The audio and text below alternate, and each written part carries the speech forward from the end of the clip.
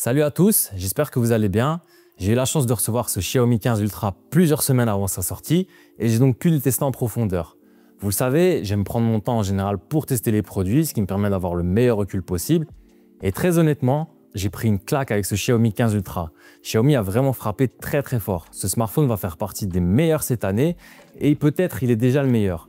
Voyons tout ça ensemble dans cette vidéo.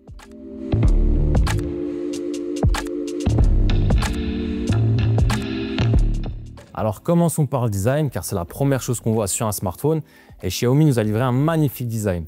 On retrouve cet énorme bloc photo rond à l'arrière qui personnellement ne me gêne pas. Il est certes un peu raw mais il y a une raison à ce design, je vous l'explique dans quelques secondes. Mais toujours sur la face arrière, on a cette couleur grise et simili-cuir noir, le tout rend superbement bien et surtout en fait, si vous prenez le Xiaomi 15 Ultra à l'horizontale comme ici, donc en mode paysage, vous le voyez on a l'impression d'avoir un boîtier argentique Leica. D'où cet énorme bloc photo à l'arrière qui donne la sensation d'avoir qu'un seul objectif et honnêtement c'est extrêmement bien pensé et surtout bien réalisé de la part de Xiaomi. C'est un design qui diffère de ce qu'on voit et c'est un vrai parti pris et qui est vraiment réussi. Moi personnellement j'aime vraiment beaucoup ce design qui sort du lot et on reconnaît immédiatement le smartphone. Certes c'est un design qui ne plaira peut-être pas à tout le monde mais il y a bien évidemment des couleurs plus simples comme du noir ou du blanc. On a des contours en aluminium qui sont très agréables, qui sont plats et légèrement biseautés à l'arrière, ce qui donne une excellente prise en main et vraiment agréable. Dommage juste que les boutons, ils soient tous du même côté. Moi personnellement, j'aime bien avoir les boutons volume d'un côté et celui des verrouillages de l'autre, mais bon, ça c'est mon avis personnel.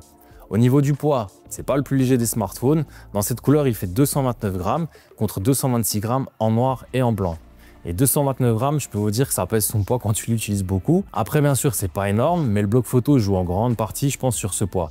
Il est bien évidemment IP68, mais ça, c'est devenu la norme sur quasiment tous les smartphones.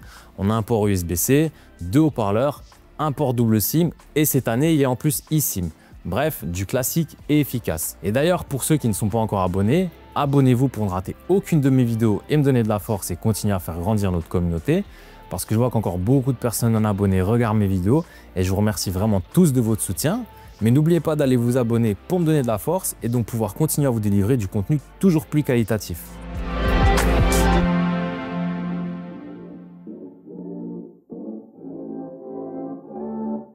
Alors venons-en à l'écran. On a ici un écran WQHD AMOLED de 6,73 pouces cadencé à 120 Hz. Et je peux vous dire que cet écran, c'est une vraie claque. C'est une des premières fois que j'ai cette sensation. Mais quand on a cet écran, on a un sentiment d'ultra fluidité et de netteté, c'est vraiment assez impressionnant. On peut aller jusqu'à une définition de 3200 sur 1440, donc en WQHD+, mais personnellement, je vous conseille de laisser en FHD+, soit du 2400 sur 1080, ce qui est déjà largement suffisant pour un écran de cette taille. Honnêtement, on ne voit pas de différence qui saute aux yeux entre les deux résolutions, et en plus, en restant FHD+, ça permet d'économiser quand même de la batterie. Pour ce qui est de la luminosité, on a un des écrans les plus lumineux du marché qui peut monter en pic en plein soleil jusqu'à 3200 nits. C'est juste énorme et autant vous dire que même en plein soleil, aucun problème pour voir son écran. Je trouve la calibration de cet écran excellente une fois passé en mode sRGB dans les paramètres avancés de l'écran. En sortie de boîte, il était en vif, ce qui rend les couleurs un peu trop saturées et pétantes, ce qui les rend donc moins réalistes même si plus fâteuses à l'œil. Mais une fois en sRGB, on a un écran qui rend vraiment d'excellentes couleurs avec un écran 100% DCI P3. Donc on a une excellente restitution des couleurs. Vous le savez, je suis ultra pointilleux sur ça et je pense que c'est l'un, si pas le meilleur écran en termes de calibration que j'ai pu essayer. Sous cet écran, on a bien évidemment un capteur d'empreinte ultra rapide et ultra réactif. Vraiment, on doit à peine poser le doigt dessus et il se déverrouille directement. On a bien sûr l'Always On Display, même si perso, moi je l'utilise pas, mais je sais que beaucoup de monde l'utilise. On a également un écran très légèrement incurvé. Vous le savez, moi je suis pas très fan des écrans incurvés, mais ici c'est tellement léger qu'au final ça ne dérange pas et donne une meilleure prise en main. Les bordures de l'écran sont très fines et donnent donc un sentiment d'immersion dans l'écran. Bref, moi je trouve vraiment cet écran excellent.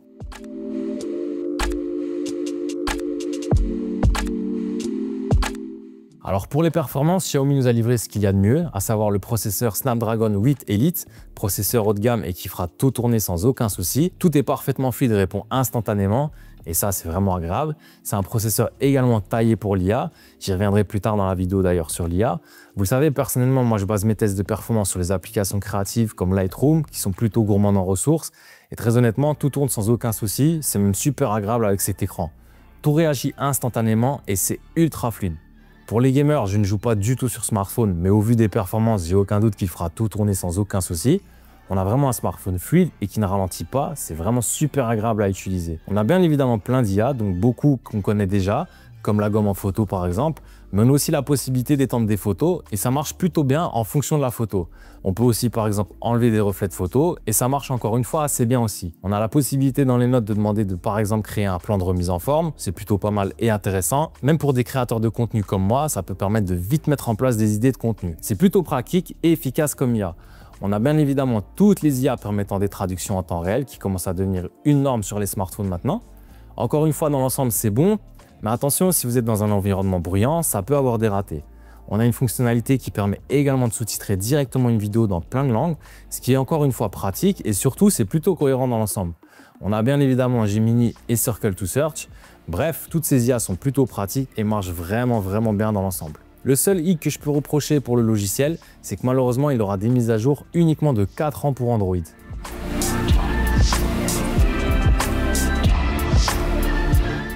Alors Xiaomi a aussi mis à jour sa surcouche maison HyperOS.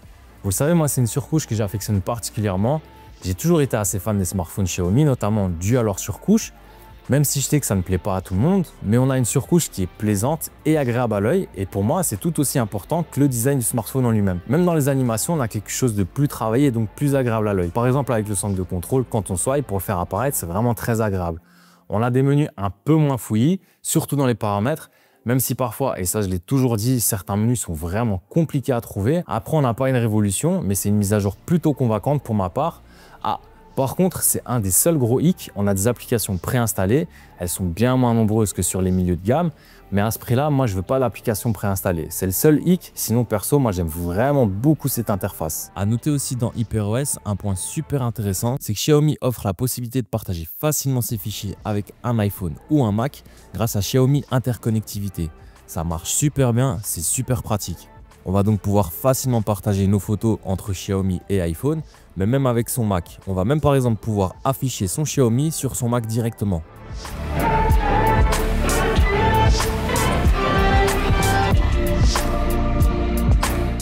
Alors venons-en à la partie photo et vidéo. Xiaomi nous livre un smartphone excellent dans ce domaine. Alors on a 4 capteurs. On a un capteur principal équivalent 23 mm 50 mégapixels f1.63, un capteur ultra grand angle équivalent 14 mm 50 mégapixels f2.2, un zoom x3 équivalent 70 mm f1.8 et un zoom x4.3 équivalent 100 mm, mais qui permet d'avoir jusqu'à un équivalent de 200 mm. Du côté de la plage focale, je la trouve excellente et ultra cohérente, et Xiaomi permet même avec son capteur principal de pouvoir changer de focale en passant du 23 au 28 et au 35. Le zoom x4.3 équivaut à un 100 mm et Xiaomi permet d'avoir jusqu'à 200 mm avec cette optique. On n'est pas sur du 200 mm en optique, mais en numérique, mais c'est vraiment très bon.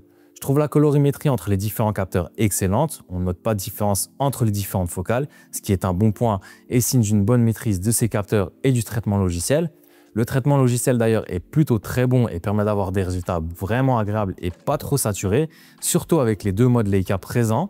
On a le vibrant et l'authentique. L'authentique va donner des résultats plus naturels, tandis que le vibrant va donner des résultats légèrement plus vifs, mais rien de très exagéré. Et les deux modes sont très bons et sont excellents selon les situations.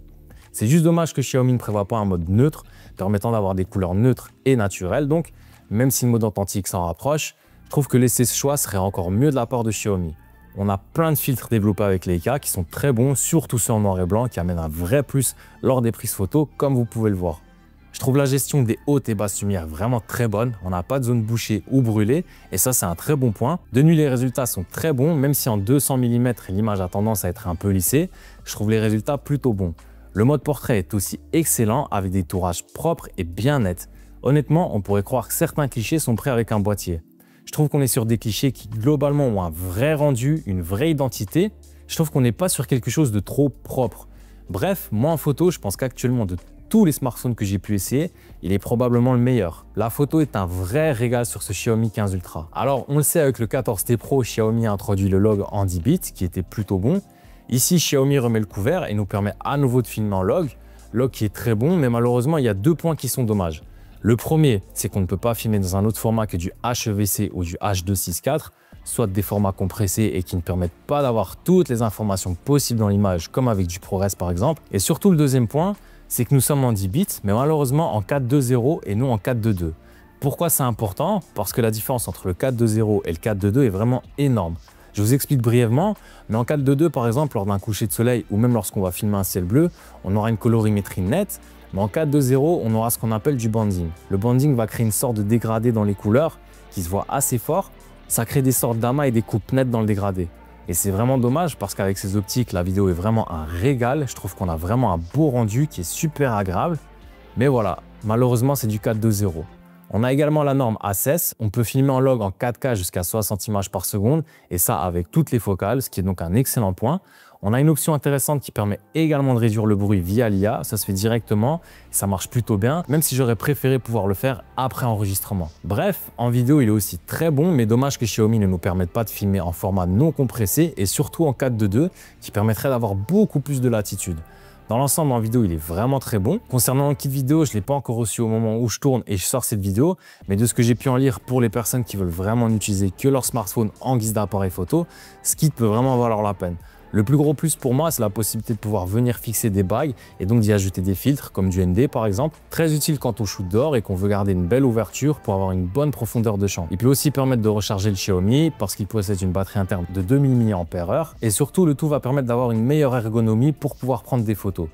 Bref, si vous voulez vraiment utiliser votre Xiaomi comme appareil photo principal, cet accessoire peut vraiment valoir la peine. À noter tout de même que son prix est de 199 €, mais il y a beaucoup d'offres où il est offert en ce moment lors de l'achat du 15 Ultra.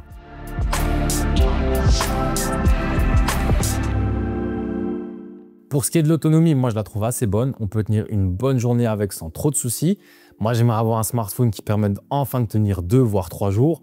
Mais bon, pour le moment, il est dans la norme, à savoir tenir une grosse journée sans devoir le charger.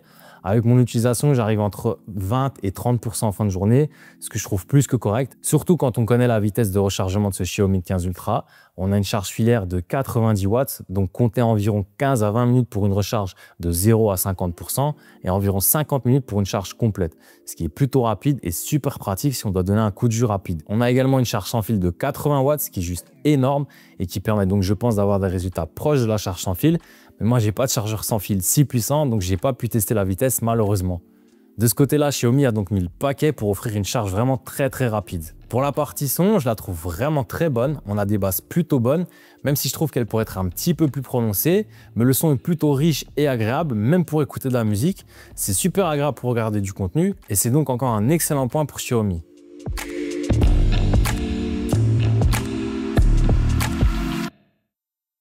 Bon, vous l'avez compris, Xiaomi nous a livré un banger avec ce 15 Ultra, j'ai vraiment pas peur de le dire.